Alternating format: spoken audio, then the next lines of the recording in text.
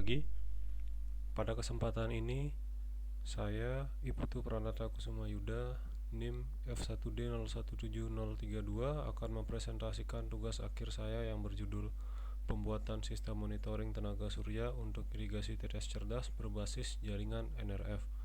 Sebelumnya saya ingin mengucapkan terima kasih kepada Pak Igede Putu Wirarama dan Pak Andi Hidayat Jatmika sebagai dosen pembimbing 1 dan 2 yang telah membimbing saya selama pengerjaan tugas akhir 1 ini. Pertama, pendahuluan. Latar belakang, ada beberapa poin yang akan dibahas. Pertama, potensi pertanian lahan kering. Jadi di Indonesia memiliki potensi besar untuk pengembangan pertanian di lahan kering dengan luas lahan yang bisa dimanfaatkan untuk pertanian sebesar 99 juta hektar. Salah satu wilayah di Indonesia yang memiliki tipe lahan kering adalah Dusun Amor-Amor, Kabupaten Lombok Utara, Nusa Tenggara Barat, yaitu tempat dilaksanakannya penelitian ini. Selanjutnya, akses terhadap listrik dan air. Karena tipe lahan yang kering membutuhkan banyak air agar masyarakat bisa bercocok tanam dengan baik, tetapi akses terhadap air cukup susah dan mahal. Masyarakat memanfaatkan sumur bor sebagai sumber pengairan untuk lahan-lahan mereka. Air dari sumur tersebut dipompa menuju kolam penampungan sebelum dialirkan ke lahan. Metode ini dinilai kurang efisien karena boros dalam penggunaan air. Selain itu, untuk memompa air diperlukan mesin bertenaga solar, sehingga masyarakat harus mengeluarkan dana lebih untuk menyiram tanaman. Mesin bertenaga solar itu digunakan karena akses terhadap listriknya yang susah. Kemudian irigasi tetes cerdas tenaga surya diusulkan untuk mengatasi permasalahan dalam penghematan air dan biaya operasional. Jadi sistem ini berbasis Internet of Things. Sistem ini akan diimplementasikan pada salah satu lahan kering milik petani di Dusun Amor-Amor yang digunakan untuk menanam cabai. Jadi sistem irigasi tetes cerdas tenaga surya ini lebih memaksimalkan efisiensi penggunaan air karena menggunakan beberapa sensor kelembaban untuk mendeteksi kelembaban tanah, sehingga hanya bagian tanah yang kering saja yang akan disiram. Sementara untuk meminimalisir biaya dan penggunaan listrik, akan digunakan panel surya sebagai sumber tenaga. Indonesia sebagai negara yang terletak di garis khatulistiwa memiliki keuntungan karena disinari matahari sepanjang tahun. Tentunya hal tersebut bisa dimanfaatkan sebagai sumber energi yang ramah lingkungan, sebab energi dari matahari tidak menghasilkan polusi dan jumlahnya tidak terbatas. Memanfaatkan panel surya, energi dari cahaya matahari dapat dikonversi menjadi energi listrik. Kemudian untuk komunikasi data dari sistem ini menggunakan NRF 24L01. Jadi alat ini bisa melakukan transmisi data sejauh 1 km di area terbuka dan 100 meter di area tertutup, sehingga sangat cocok untuk diterapkan di lingkungan terbuka seperti di lahan pertanian. Nah, kemudian poin keempat adalah sistem monitoring tenaga surya berbasis jaringan NRF.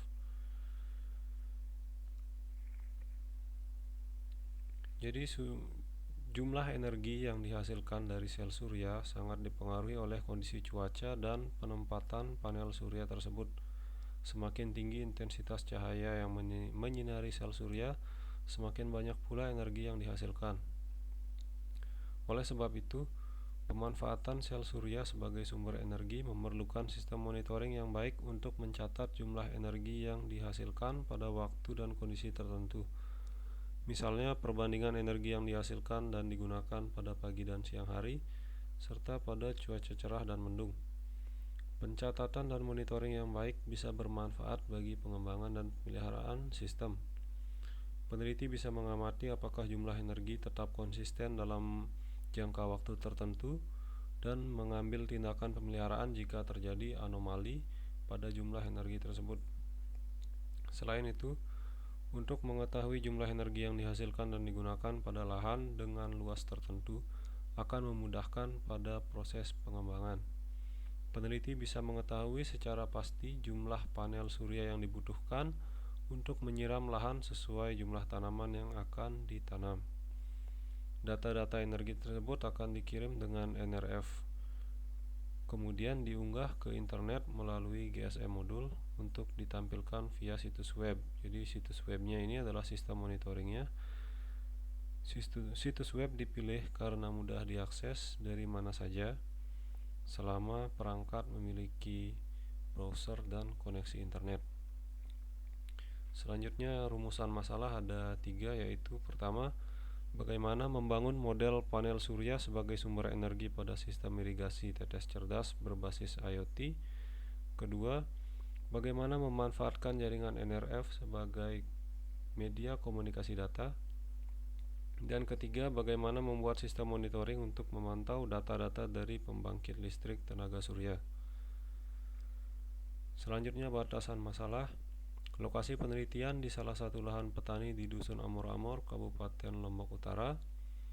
Yang kedua, sistem panel surya hanya menyuplai energi ke sistem irigasi tetes cerdas. Yang ketiga, sistem monitoring hanya mencatat dan menampilkan energi yang dihasilkan dan digunakan pada sistem irigasi tetes cerdas. Selanjutnya tujuan ada 2, yaitu menghasilkan perangkat keras rangkaian panel surya sebagai sumber energi pada sistem irigasi tetes cerdas. Dan yang kedua, menghasilkan sistem monitoring untuk meninjau energi yang dihasilkan dan digunakan pada sistem irigasi tetes cerdas. Selanjutnya manfaat. Manfaat dari penelitian ini adalah yang pertama, memberi pengetahuan tentang sumber energi terbarukan dan metode irigasi yang cocok diterapkan pada lahan kering.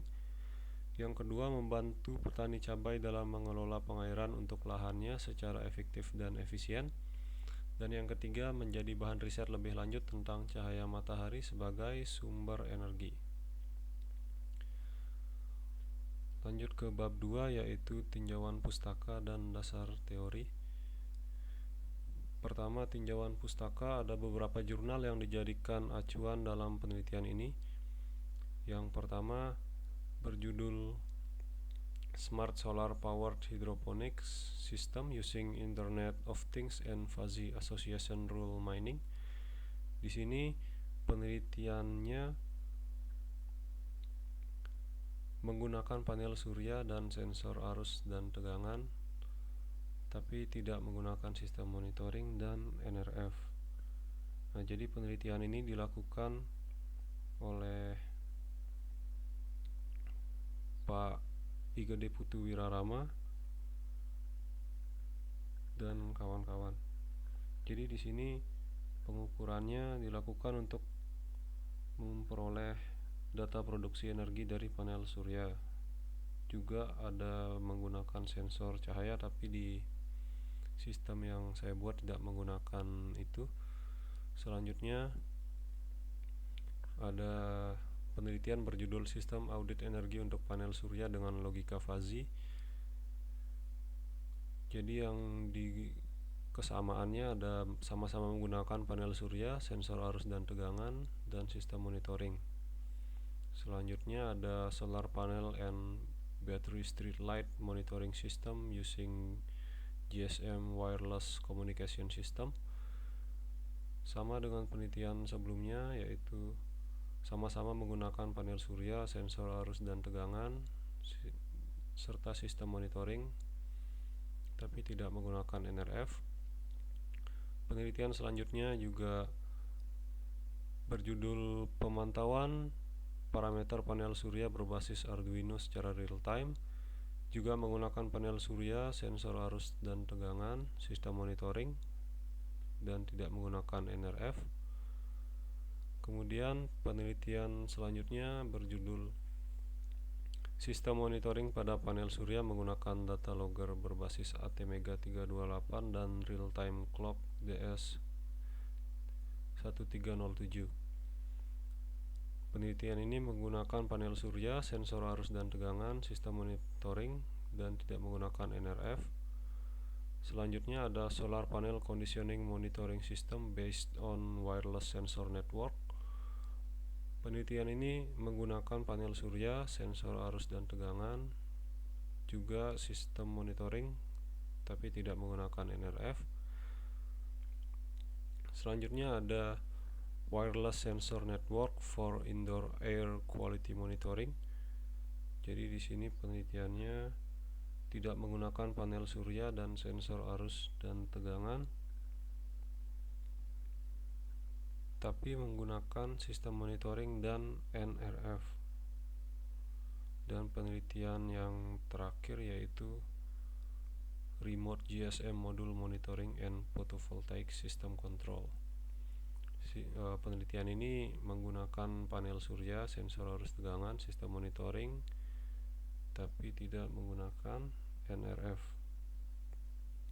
Ya, jadi itu ada 8 penelitian yang mirip dengan penelitian yang saya lakukan, dan penelitian-penelitian ini dijadikan acuan untuk melaksanakan penelitian ini. Selanjutnya dasar teori. Pertama, sistem irigasi tetes. Irigasi tetes adalah suatu metode pengairan tanaman dengan cara meneteskan air melalui pipa atau selang di sekitar tanaman atau di sepanjang larikan tanaman. Meskipun hanya sebagian daerah perakaran yang terbasahi, air dapat diserap dengan cepat pada keadaan tanah dengan kelembapan rendah. Jadi, metode irigasi tetes sangat cocok diterapkan pada lahan kering karena penggunaan air yang efisien, sehingga nilai ekonomis air dengan irigasi tetes lebih baik dibandingkan dengan irigasi permukaan. Yang kedua ada Internet of Things. Jadi Internet of Things merujuk pada jaringan perangkat keras melalui penggunaan sensor, aktuator, serta perangkat tertanam lainnya yang dapat mengumpulkan serta mentransmisikan informasi mengenai suatu objek. Frasa Internet of Things sendiri dibuat untuk merepresentasikan produk-produk cerdas yang terhubung melalui infrastruktur jaringan tertentu. Pemanfaatan Internet of Things memberi berbagai solusi terhadap masalah dan batasan metode konvensional, serta membuka peluang baru untuk memberi keuntungan bagi kehidupan manusia. Selanjutnya panel surya. Panel surya adalah suatu perangkat yang disusun dari beberapa sel surya. Sel surya merupakan sebuah perangkat yang berfungsi untuk mengubah energi cahaya matahari menjadi listrik. Proses tersebut dinamakan fotovoltaik.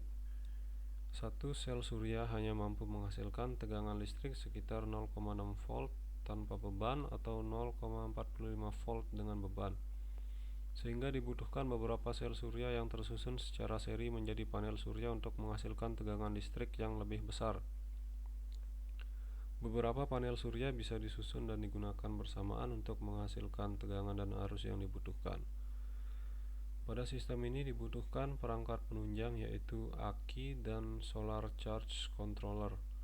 Aki digunakan sebagai media untuk menyimpan energi listrik yang dihasilkan oleh panel surya, sedangkan solar charge controller digunakan untuk mengatur pengisian listrik dari panel surya ke aki agar tidak overcharge, serta penyaluran daya dari aki ke sistem irigasi tetes.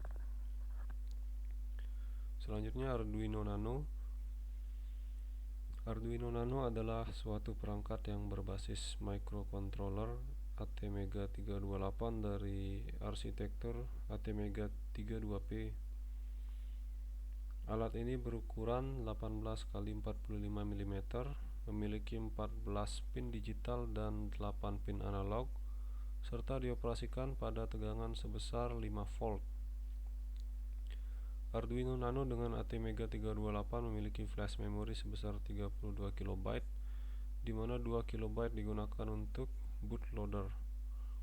Kecepatan clock dan prosesor Arduino Nano sebesar 16 MHz. Selanjutnya ada sensor arus dan tegangan. Jadi sensor arus yang digunakan adalah ACS712. ACS712 adalah sensor yang berfungsi untuk mengukur arus listrik.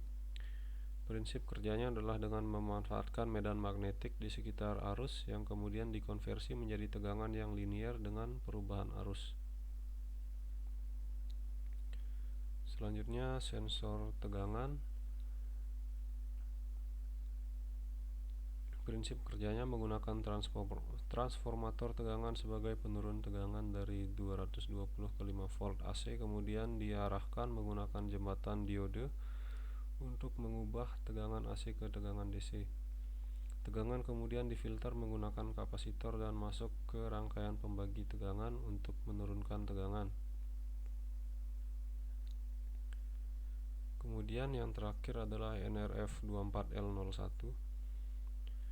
NRF24L01 adalah perangkat radio transceiver dengan frekuensi rate sebesar 2,4 GHz, kecepatan maksimal 2 megabit per second, serta bisa melakukan transmisi data sejauh 1 km di area terbuka dan 100 meter di area tertutup.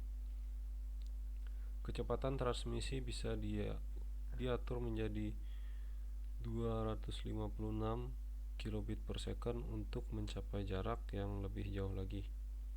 Perangkat ini sangat hemat dalam penggunaan listrik, bisa beroperasi pada tegangan 3,3 volt, sedangkan pin serial peripheral interface bekerja dengan tegangan sebesar 5 volt.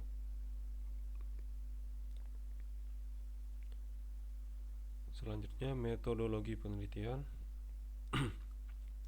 Pertama, diagram alir penelitian. Jadi berikut ini gambar dari diagram alir penelitian. Terdapat 5 tahapan dalam penelitian ini yang menggunakan metode agile. Yang pertama adalah requirements, yaitu menentukan kebutuhan untuk mengatasi permasalahan. Pada tahap ini permasalahan didiskusikan bersama antara petani, pakar pertanian, dan developer. Hasil diskusi kemudian dicatat sebagai user stories. Pada sistem ini, keinginan klien adalah sistem yang dapat menyiram tanaman dengan efektif, hemat air, dan tidak memerlukan listrik dari PLN. Selain itu, perangkat harus dirancang agar tahan terhadap kondisi cuaca karena akan ditempatkan di lingkungan terbuka yang cukup jauh dan terpencil. Kemudian tahap kedua, desain. Tahap desain adalah tahap untuk merancang sistem sesuai user stories yang diperoleh dari tahap sebelumnya. Pada tahap ini dilakukan studi literatur untuk menentukan berbagai komponen yang dibutuhkan untuk membuat sistem yang sesuai kebutuhan, baik dari segi perangkat keras maupun lunak. Aspek penting yang menjadi pertimbangan dalam perancangan adalah bagaimana sistem mampu melakukan penyiraman berdasarkan kondisi kelembaban tanah, sumber energi yang tidak bergantung pada PLN, jaringan komunikasi data yang cocok di lingkungan terbuka, dan ketahanan alat terhadap kondisi cuaca, serta biaya pembangunan sistem. Rancangan yang telah dibuat bisa saja berubah sewaktu-waktu untuk menyesuaikan dengan kondisi lapangan dan hasil evaluasi setelah pemasangan sistem. Tahap selanjutnya adalah develop atau pembuatan sistem. Jadi tahap ini merupakan implementasi dari rancangan yang dibuat, baik perangkat keras maupun perangkat lunak. Untuk pembuatan perangkat keras dilakukan dengan merakit komponen dan melakukan kalibrasi, sedangkan pembuatan perangkat lunak dilakukan dengan pemrograman. Selain itu dilakukan juga pemasangan peralatan pendukung seperti tandon dan ember penampungan air serta tiang penyangga panel surya. tahap selanjutnya yaitu tes. Tahap tes atau pengujian adalah tahap untuk memeriksa apakah setiap komponen dapat berjalan sebagaimana mestinya atau tidak. Selain itu juga menguji ketahanan perangkat keras jika ditempatkan di lingkungan terbuka dan melihat apakah sistem sudah tepat guna dalam mengatasi permasalahan atau belum. Untuk membantu proses ini, petani akan melakukan pengecekan setiap hari, mengisi kuesioner, dan menginformasikan hasilnya pada developer. Pihak developer juga harus mengunjungi lokasi secara berkala untuk mengecek alat. Selain itu, evaluasi juga dilakukan oleh pakar pertanian terhadap hasil analisis data-data terkait lingkungan. Jika evaluasi menunjukkan hasil yang kurang baik, seperti misalnya di sini rancangan bisa diterapkan, jika tidak maka kembali ke tahap desain. Terus juga kalau sistem tidak berjalan dengan baik maka bisa kembali ke tahap develop. Selanjutnya adalah deploy, yaitu tahap terakhir. Tahap terakhir adalah deployment atau menyerahkan produk yang sudah selesai pada klien. Produk berupa perangkat keras dan sistem website tidak dilepas begitu saja, tetapi akan terus dikembangkan oleh developer bersama pakar pertanian. Pengembangan yang bisa dilakukan diantaranya memperluas cakupan alat, menambah kamera untuk analisis citra tanaman, analisis data cuaca dan kelembapan tanah, serta analisis tanaman yang dipasangi alat. Selain itu, pemantauan kinerja sistem juga harus dilakukan untuk meninjau ketahanan alat. Selanjutnya ada rancangan arsitektur sistem.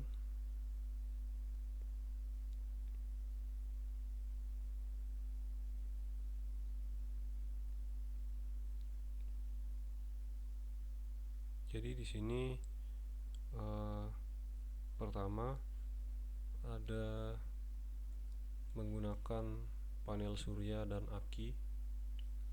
Panel surya fungsinya untuk menghasilkan energi listrik, kemudian aki untuk menyimpan listriknya yang akan dialirkan ke sistem irigasi tetes cerdas.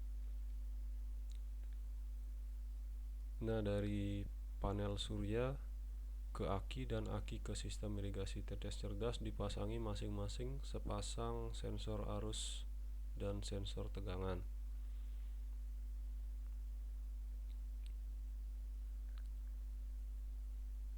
Data-data yang diperoleh dari sensor arus dan tegangan ini dikirim ke microcontroller Arduino Nano. Kemudian dari microcontroller, data-data sensor arus dan tegangan diteruskan via modul NRF. Kemudian NRF meneruskan data-data tersebut ke titik komunikasi data selanjutnya pada sistem irigasi tetes cerdas, yaitu modul NRF yang terletak di sensor kelembapan tanah. Kemudian setelah melewati jaringan sesuai topologi yang sudah dibuat, baru data-data tersebut tiba di GSM modul dan diunggah ke website. Berikut ini topologinya. Jadi aliran datanya ini dari sensor panel surya akan menghasilkan data energi yang dihasilkan dan digunakan, kemudian diteruskan via NRF ke komponen sensor kelembapan tanah, kemudian diteruskan lagi ke penampungan air dan nutrisi, kemudian dilanjutkan lagi ke kolam air, dan terakhir ke GSM modul dan sensor cuaca, baru ke internet. Jadi topologi ini menggunakan topologi bus. Topologi bus memiliki karakteristik sebagai berikut. Yang pertama, paling sederhana dalam instalasi. Masalah terbesar adalah jika salah satu jaringan terputus, seluruh jaringan akan terhenti. Dan ketiga, topologi bus adalah jalur transmisi di mana sinyal diterima dan dikirimkan pada setiap alat yang tersambung pada satu jalur dan tidak bercabang.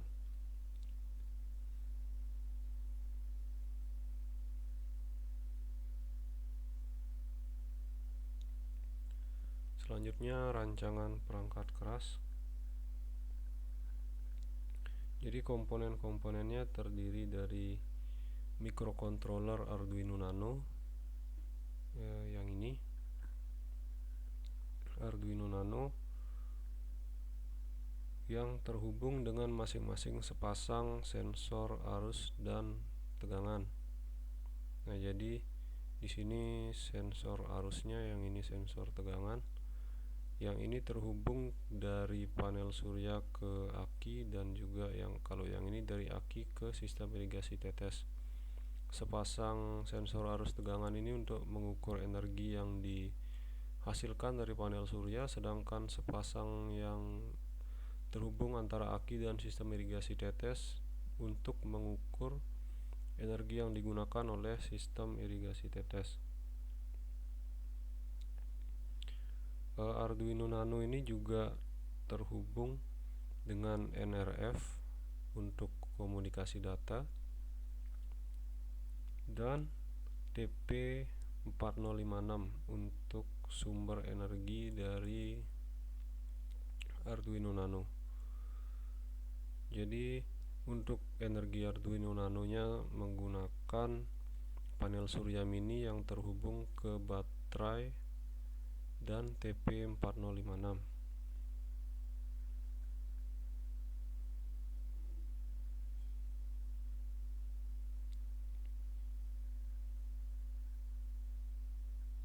Kemudian perangkat ini dikemas dalam box X4 agar tahan terhadap kondisi di lingkungan terbuka. Sedangkan perkabelan keluar menggunakan gland waterproof sehingga air tidak bisa masuk ke kotak.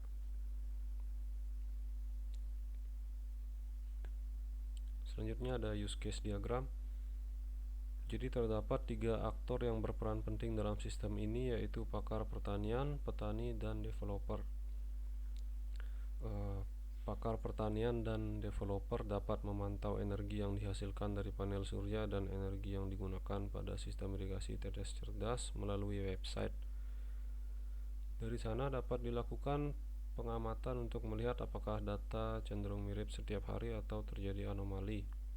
Pemantauan kinerja perangkat keras akan dilakukan oleh petani, pemilik lahan, dan developer. Petani akan melaporkan jika sewaktu-waktu alat tidak berjalan sebagaimana mestinya, sedangkan developer bertugas untuk melakukan pengecekan berkala ke lokasi pemasangan alat. Selanjutnya ada desain interface. Jadi interface dari sistem monitoringnya kurang lebih seperti ini. Data arus dan tegangan akan disajikan melalui grafik. Jadi ada grafiknya persatuan waktu. Jadi arus dan tegangan akan dicoba dulu diambil setiap detik. Jadi setiap detik mengambil berapa arus yang dihasilkan, berapa arus yang digunakan, berapa tegangan yang dihasilkan, berapa tegangan yang digunakan. Jadi itu siklusnya diambil setiap detik, kemudian disajikan dalam bentuk grafik seperti ini. Selanjutnya implementasi, pengujian, dan evaluasi sistem. Jadi implementasinya terdiri dari 2 tahap, yaitu pembangunan perangkat keras dan perangkat lunak. Jadi pembangunan perangkat keras ini 2 buah sensor arus dan tegangan serta NRF akan dirangkai dengan Arduino Nano. Kemudian sensor arus dan tegangan dirangkai secara seri dengan solar charge controller di antara panel surya dan aki, serta di antara aki dan sistem irigasi tetes. Untuk menyuplai energi ke Arduino Nano dirangkai pula panel surya mini, TP4056, dan baterai. Penyusunan dan perangkaian perangkat keras ini disesuaikan dengan rancangan yang telah dibuat pada tahap perancangan perangkat keras. Digunakan pula box X4 untuk mencegah kerusakan karena alat akan ditempatkan di lingkungan terbuka. Kalau pada pembangunan sistem atau perangkat lunak, tahap ini mencakup pembuatan sistem monitoring berbasis website dan pengaturan komunikasi data dari satu titik NRF 24L01 ke titik lainnya dengan topologi bus, serta pengiriman data dari modul GSM ke internet. Kemudian pengujian dilakukan untuk meninjau performa perangkat keras serta komunikasi data via jaringan NRF, GSM modul, dan website. Pengujian terdiri dari dua tahap dengan metode black box. Yang pertama dilakukan untuk mengetahui dan menganalisis fungsionalitas dari setiap komponen yang digunakan. Sensor, mikrokontroler, NRF, dan komponen untuk menyuplai energi akan diuji apakah performa setiap komponen sudah sesuai kebutuhan atau terjadi kesalahan. Pengamatan perangkat keras akan dilakukan oleh petani setiap hari. Petani akan mengisi kuesioner dan mengabari developer jika ada perangkat keras yang rusak. Developer juga harus mengecek kondisi alat secara berkala. Sedangkan untuk pengujian tahap selanjutnya dilakukan pada fungsionalitas jaringan dan komunikasi data via NRF dan website yang digunakan untuk menampilkan data. Akan diuji apakah jaringan NRF dan GSM modul mampu mengirim data dan mengunggah ke web. Kemudian diharapkan website mampu menampilkan data energi secara konsisten untuk dianalisis. Selain itu akan dilakukan pengamatan terhadap performa keseluruhan sistem dalam jangka waktu tertentu melalui website. Kemudian evaluasi, yaitu hasil pengujian tadi akan dievaluasi untuk menentukan langkah pengembangan selanjutnya.